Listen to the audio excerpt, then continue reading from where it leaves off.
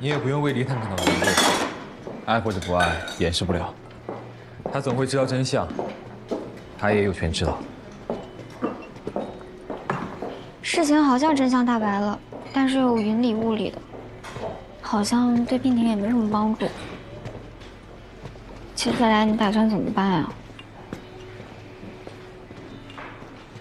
追杀不一定有结果，结果不一定让人满意。走一步看一步吧。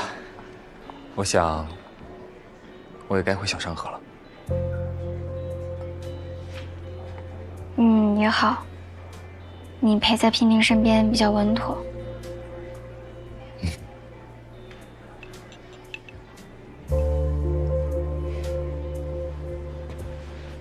很高兴认识你，下次见。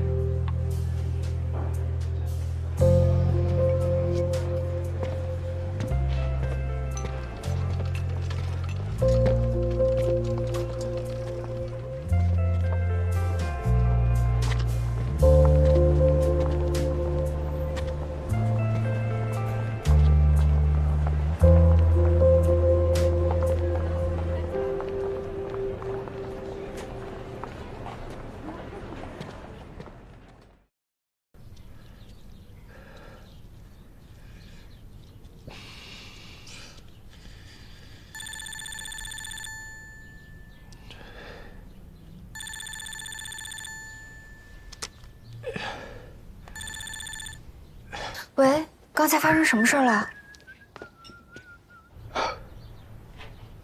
哦，没事，刚娉婷摔了一跤，郑伯吓到了。沈老板娘干嘛呢？你声音怎么听着那么远啊？哦，那我近一点。你真没事吗？没事。哎，对了，你刚才说神棍还提到了什么？暂时没别的，这些是他10多年前在北方一带游历时听到的，算是民间传说吧。啊，资料有限。哎，愣着干什么？血都快流干了。这样处理方法不行的。你帮我去拿杯水。啊，行，拿去。哎呀，口子那么深，你这是感染了怎么办呢？你受伤了，严重吗？没事儿，皮外伤而已，是我大意了。怎么回事啊？娉婷又严重了，他可是商人，啊，而且不是简单的商人。他居然还会用策略。策略？是。那你现在打算怎么办啊？刚给他打了镇静剂，然后护工也辞了。娉婷这个状态，我不敢让人靠近她。那你需要帮忙吗？没事，他这样也找不到人吧？我呀。你算了吧，娉婷现在很危险。罗刃，你是看不起我呢，还是看不起我的功夫呢？现在郑伯年纪大了，你又受伤了，娉婷又发病了，你想找个人治住她、看住她，又能是帮忙洗漱的同性，你觉得谁能比我更合适？这不合适，你还带利息，多麻烦啊！谁说我要纯义务帮忙了？我有条件。什么条件啊？你也知道我在利息，那往返的机票得你出吧？机票没问题啊，得包吃包住吧？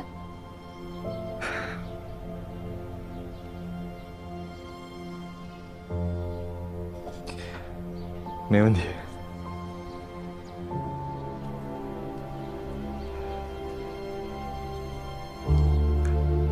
莫代，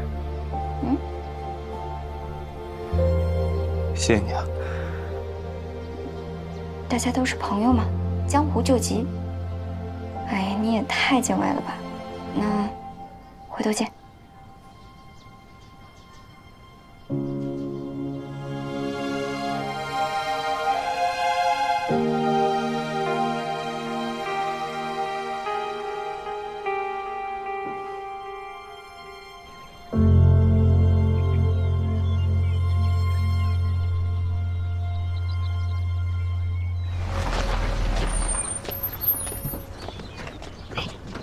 我还带了箱子。啊，我来。好，谢谢。罗任，不好意思啊，不能去接你，还用打车过来。没事，你是伤员。不碍事。活该，早上换药的时候，这血流的还哗哗的，不知道，逞能耍大。老人家说话夸张。走吧。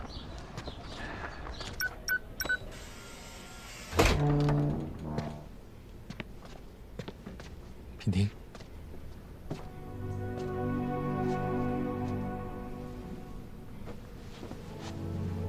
来，这个铁门是新加的。哦，这是铁门的开关。一般饭菜是从这个口送进去。餐具用的都是纸质的。过来。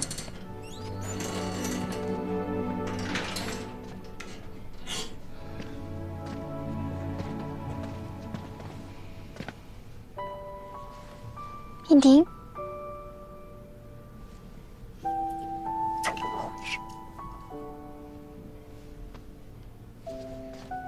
他是不是很多天没洗澡了呀？我该干活了。品婷，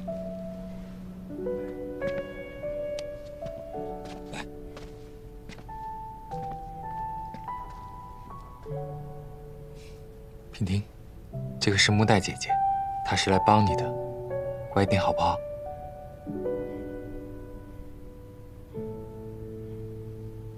走。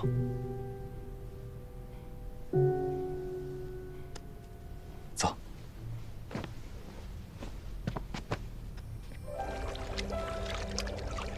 好玩吧？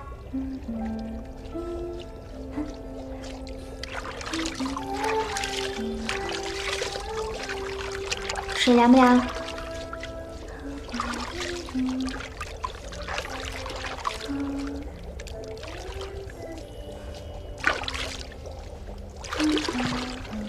品婷，再转过来点，姐姐给你冲水啊。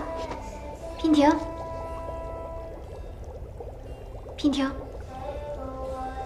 品婷。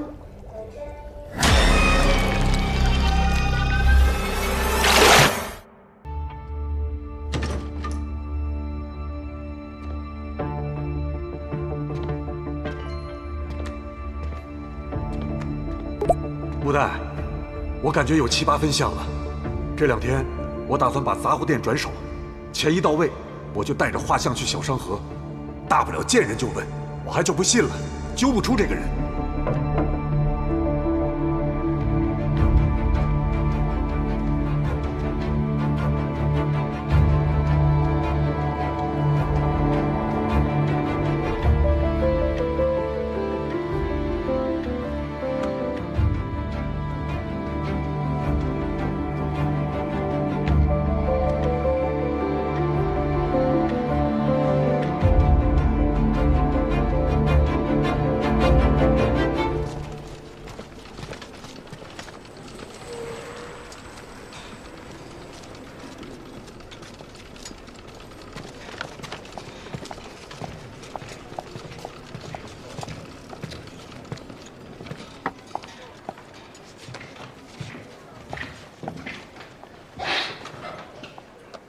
很会选地方，内外都有摄像头，人也很多，很懂得保护自己。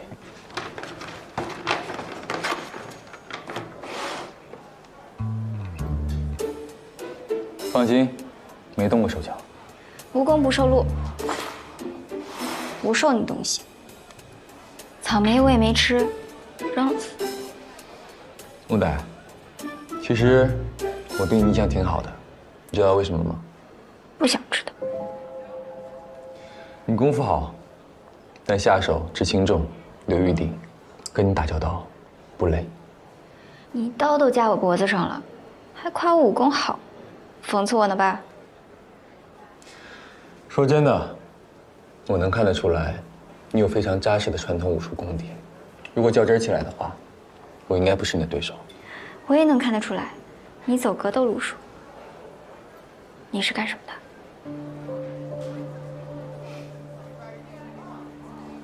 无所谓，我也不想知道。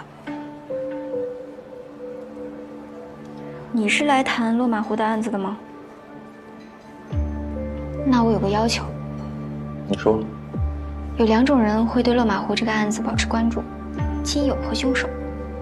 3路人朝万烽火买消息，我弘毅和李坦是亲友。你呢？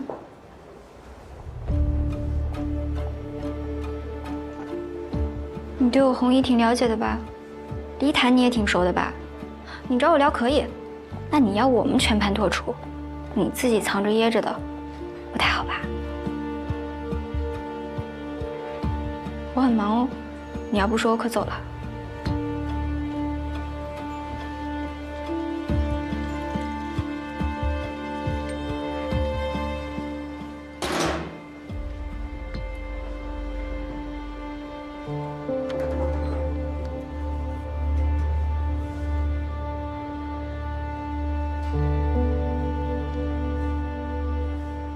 你父母和你妹妹？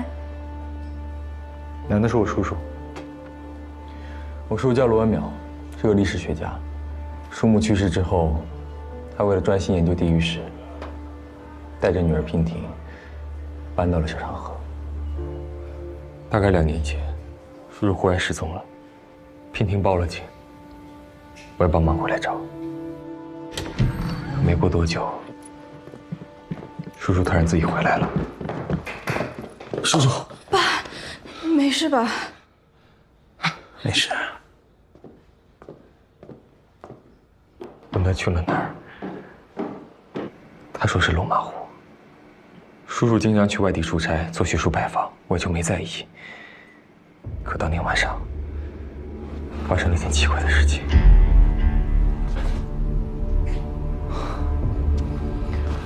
叔叔，你怎么还不睡啊？都几点了？叔叔，诺人，不要让我去杀人，把我关起来。什么意思啊？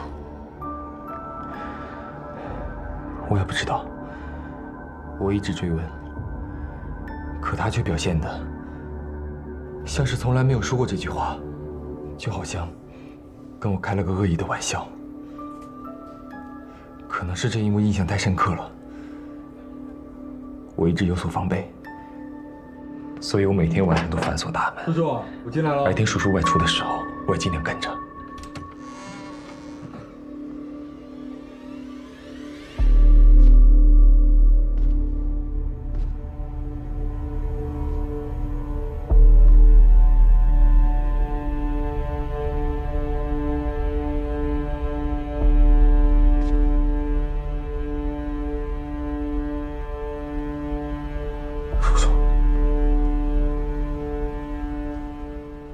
这是在干嘛？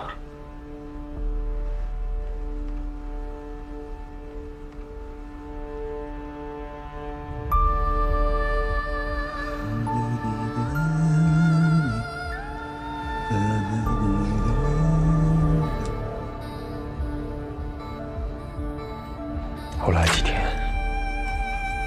都很平静，我就放宽了心。可没想到，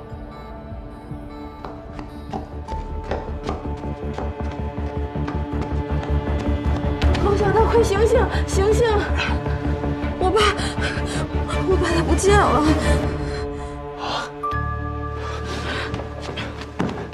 你不是反锁大门了吗？翻墙走的。你相信吗？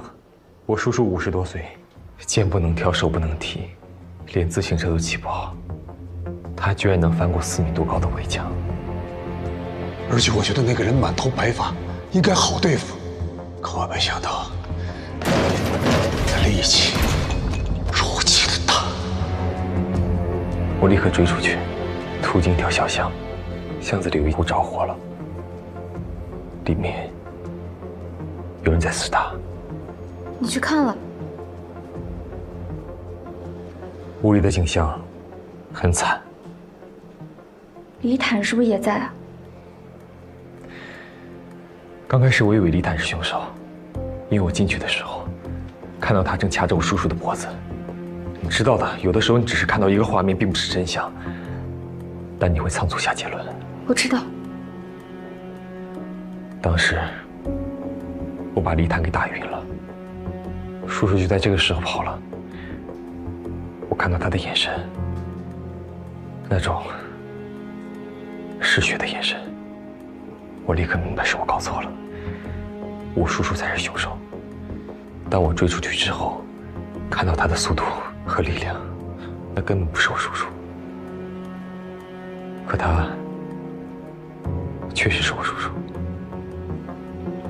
那后来呢？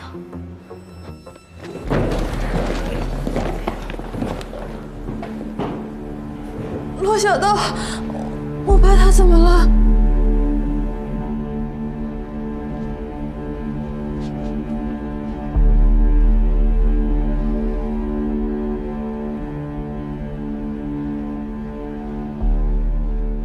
叔叔，你是不是杀人了？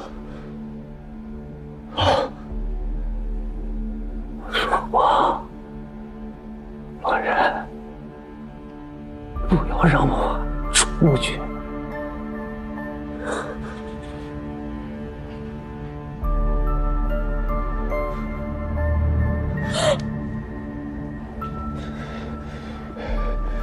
皮丁，把绳子拿来，快！我把叔叔绑起来，先去找黎坦，他是现场唯一的目击者。我得问清楚，到底发生了什么事？刚发生了什么事儿？谁杀的人？抓住了，终于抓住了，抓住了。说什么？月清，终于抓住了。你说清楚！告诉你的山里，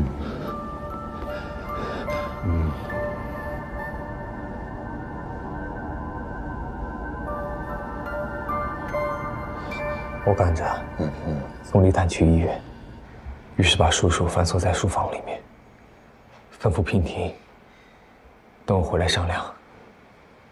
伊坦误会大了，回去我跟他解释解释。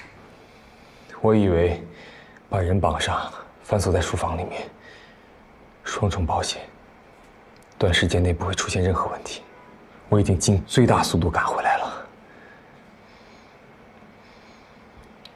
可没想到，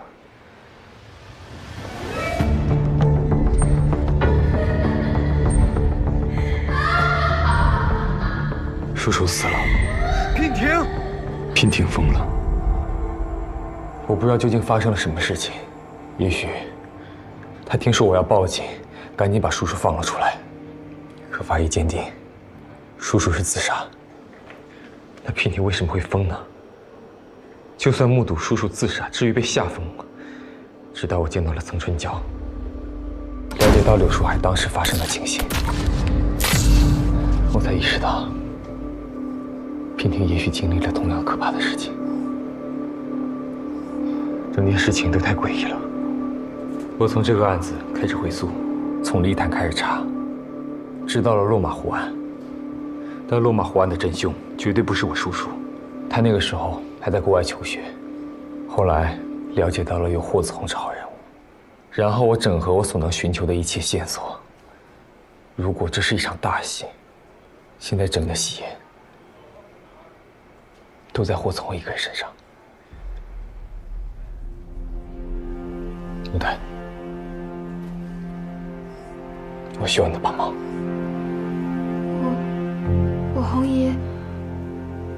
我红姨不可能是凶手。他也许不是凶手，但他一定知道凶手是谁。那你有什么证据？你还记不记得昨晚我们在后面聊了一会儿，他上来就问道：“他没一起来吗？”那个他是我叔叔，我叔叔当时就已经死了，一个死了的人，怎么可能做到一起来呢？他还没死吗？活得挺好。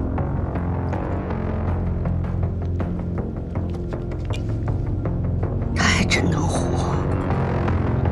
我意识到我们在鸡同鸭讲，我们说的是同一件事情，但聊的不是同一个人。他说的不是我叔叔，而是真正的凶手。他的语气让我觉得他跟凶手打过交道，于是我扎了他一下。你知道落马湖案的真凶是谁？你也不是真正的火子后。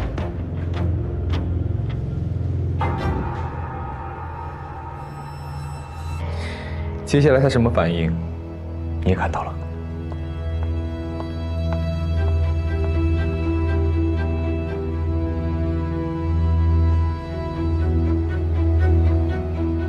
想起什么了？